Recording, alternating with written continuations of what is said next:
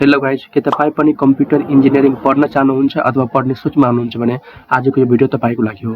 आजको यो भिडियोमा म तपाईँहरूलाई भन्छु कम्प्युटर इन्जिनियरिङ अथवा आईटी कसरी पढ्ने, रिक्वायरमेन्ट्सहरू के छन्, सिलेबसको कुरा गर्छु, त्यसपछि इन्ट्रान्स एक्जाम, डकुमेन्ट्सहरू के चाहिन्छ एडमिसनको लागि, त्यसपछि फीहरू के कति कलेजको युनिभर्सिटीको चाहिन्छ, त्यसपछि जब र रोल्स, कम्प्युटर इन्जिनियरिङ पढिसकेपछि यसको जब र अथवा यसको रोल्सहरू के हुन्छन्, त्यसपछि स्यालेरी, कम्प्युटर इन्जिनियरिङको स्यालेरी कति हुन्छ, यसको साथसाथै फ्युचर स्कोप के छ, त्यसपछि फाइनल कन्क्लुजन, यो सबै कुरा भन्छु।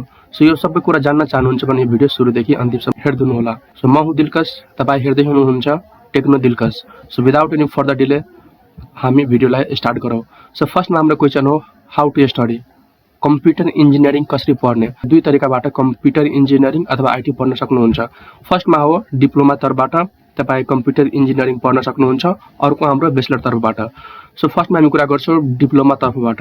सो डिप्लोमा तर्फबाट कम्प्युटर इन्जिनियरिङ पढ्नको लागि तपाईँले के गर्नुपर्ने हुन्छ, फर्स्टमा रिक्वायरमेन्टको कुरा गर्दाखेरि तपाईँले एसइई अथवा एसएलसी पास गरेको हुनुपर्छ, जसमा तपाईँको मिनिमम रिक्वायरमेन्ट 1.6 देखि लिएर 2.0 जिपिए हुनुपर्ने हुन्छ र यो कुरा तपाईँको कलेजमा पनि डिपेन्ड हुन्छ।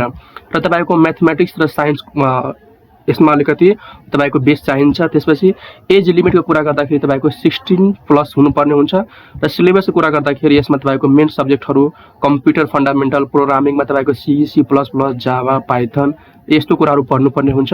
वेब डेभलपमेन्टको कुराहरू पढ्नुपर्ने हुन्छ, जसमा तपाईँको HTML, CSS, जाभास्क्रिप्ट र PHP पढ्नुपर्ने हुन्छ। त्यसपछि database, networking, cyber security, IoT को बेसिक, त्यसपछि प्रोजेक्ट र इन्टर्नसिप तपाईँको कलेजमा डिपेन्ड हुन्छ, तपाईँ कुन कलेजमा पढ्नुहुन्छ त्यसमा इन्टर्नसिप छ कि छैन त्यो कुरा तपाईँको कलेजमा डिपेन्ड हुन्छ। अब हामी इन्ट्रान्सको कुरा गर्दाखेरि तपाईँको म्याथ, साइन्स र इङ्ग्लिस यो तिनटै सब्जेक्टको तपाईँको एसइई अथवा एसएलसी दिइसकेपछि तपाईँको यो तिनवटा सब्जेक्टको तपाईँको के हुन्छ MCQ बेस्ड तपाईँको इन्ट्रान्स एक्जाम हुन्छ, जुन तपाईँको सिटिबिटी अथवा कुनै प्राइभेट कलेजमा तपाईँले इन्ट्रान्सको हुन्छ त्यसमा तपाईँले एक्जाम पास गर्नुपर्ने हुन्छ र जसको तपाईँको ड्युरेसन 2 आवर हुन्छ र तपाईँ त्यसमा एक्जाममा पास भइसकेपछि तपाईँले पढ्न सक्नुहुन्छ। र यदि तपाईँले डिप्लोमा तपाईँले फ्रीमा पढ्न चाहनुहुन्छ भने मैले छुट्टै एउटा भिडियो बनाइसकेको छु स्कलरसिप कसरी पाउनु भनेर, तपाईँले त्यो भिडियो पनि हेर्न सक्नुहुन्छ।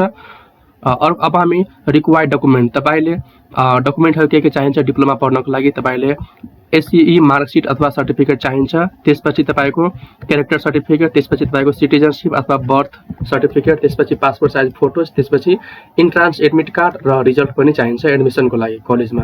त्यसपछि हामी फीको कुरा गर्दाखेरि यदि तपाईँ गभर्मेन्ट कलेजबाट हुनुहुन्छ भने 40,000 देखि लिएर तपाईँको 60,000 तपाईँको टोटल खर्च लाग्छ 3 इयर्स प्रोग्रामको टोटल।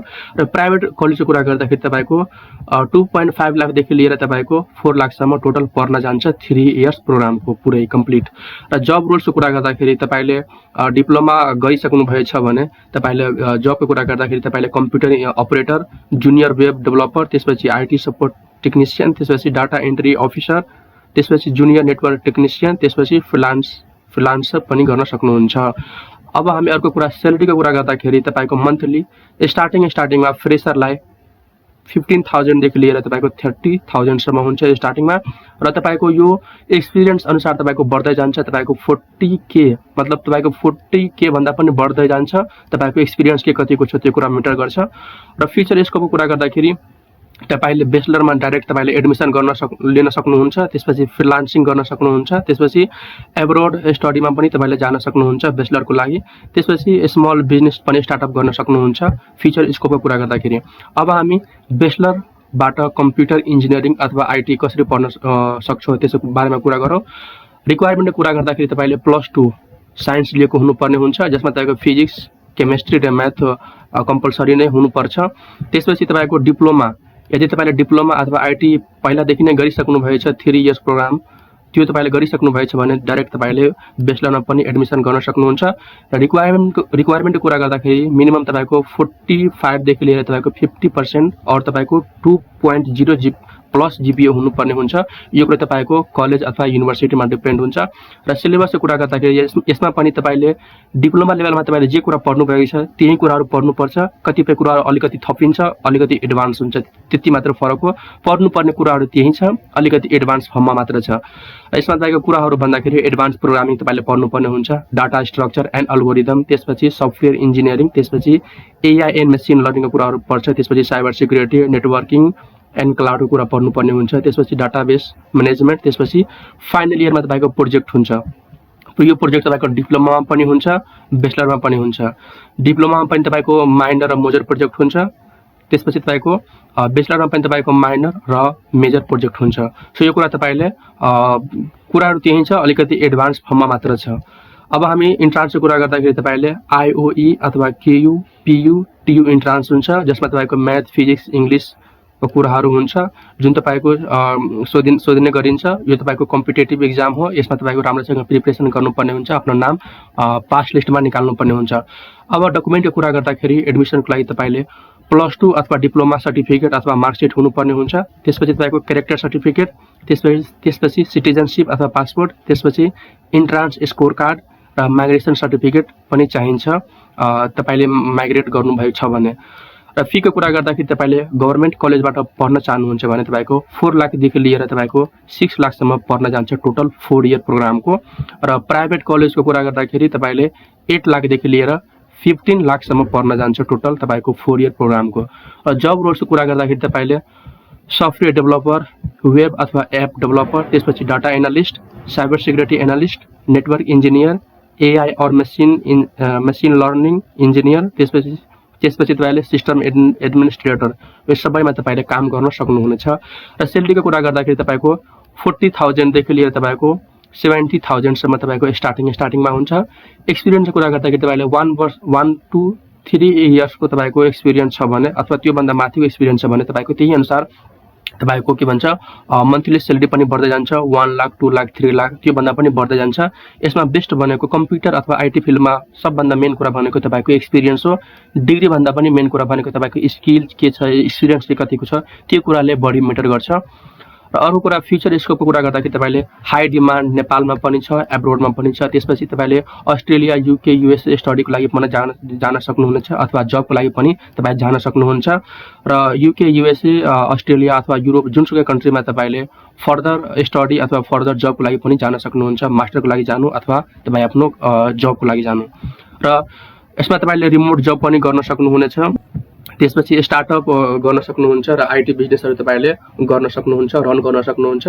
र तपाईले मास्टर तपाईले AI मा गर्न सक्नुहुन्छ, डाटा साइन्स अथवा साइबर सिक्युरिटीमा पनि गर्न सक्नुहुन्छ। अझै धेरै स्कोपहरु छ यसको। र लास्ट अब कन्क्लुजन तर्फ जाँदाखेरि यदि तपाईले तपाईसित टाइम थोरै छ, पैसा पनि तपाईलाई थोरै इन्भेस्ट गर्न मन छ र चाँडै भन्दा चाँडै के भन्छ कम्प्युटर इन्जिनियर पढेर तपाई जब गर्न चाहनुहुन्छ अथवा लोकसेवामा फाइट गर्न चाहनुहुन्छ अथवा ब्याचलर गर्न चाहनुहुन्छ भने तपाईले डिप्लोमा गर्नुस्। र तपाईलाई अलिकति टाइम नै लागोस्, तपाईलाई अलिकति राम्रोसँग केही कुरा सिक्नु छ, अलिकति बेस्ट नै बन्नु छ, अलिकति धेरै कुराहरु के भन्छ सिक्नु छ, त्यसको लागि तपाईले ब्याचलर गरेर तपाईले मास्टर गर्दा एकदम बेस्ट हुन्छ। र तपाईले डिप्लोमा गर्नु या ब्याचलर गर्नु जुनसुकै गर्दा पनि तपाईले लोकसेवामा फाइट गर्न सक्नुहुन्छ। तपाईले त्यसपछिको जति पनि प्रोसेसहरु हुन्छ तपाईले ब्याचलर गर्नको लागि तपाईले +2 गरे पनि हुन्छ, डिप्लोमा गरे पनि हुन्छ। तपाईले जुन गरे पनि तपाईले ब्याचलर तर्फ जान सक्नुहुनेछ र त्यसपछि तपाईले मास्टर पनि गर्न सक्नुहुन्छ। सो तपाई चाँडो भन्दा चाँडो आफ्नो के भन्छ स्टडी सकाउन चाहनुहुन्छ भने तपाईले डिप्लोमा गर्दा हुन्छ। तपाईसित टाइम धेरै छ अनि तपाईले धेरै नै टाइम दिएर अलिकति राम्रोसँग बुझ्न मन छ, धेरै कुरा सिक्न मन छ भने तपाईले ब्याचलर गर्दा हुन्छ। र तपाईसित तपाईको फाइनान्शियल पनि तपाईको एकदमै वीक छ भने तपाईले डिप्लोमा गर्दा हुन्छ। सो यो थियो आज हाम्रो कम्प्युटर इन्जिनियरिङको भिडियो। एउटा कुरा अझै तपाई कम्प्युटर इन्जिनियरिङ अथवा IT तर्फ आफ्नो करियर बनाउन चाहनुहुन्छ भने यसमा तपाईले मेन भनेको तपाईको स्किल हुन्छ, मेन भनेको तपाईको एक्सपिरियन्स हुन्छ। त्यही भएर तपाईले डिग्री भन्दा पनि आफ्नो एक्सपिरियन्स, आफ्नो स्किलमा अलिकति बढी ध्यान दिनुपर्ने हुन्छ। सो आई होप आजको भिडियो तपाईलाई एकदमै राम्रो लाग्यो होला। र यस्तै अझै भिडियो हेर्न चाहनुहुन्छ भने हाम्रो टेक्नोलोजीको च्यानललाई सब्स्क्राइब गर्न सक्नुहुन्छ, आफ्नो साथीहरुसँग शेयर गर्न सक्नुहुन्छ, भिडियोलाई लाइक गर्न सक्नुहुन्छ। फेरि पनि भेटौँला हामी अर्को नेक्स्ट भिडियोमा। तबसम्मको लागि okay, bye bye, take care.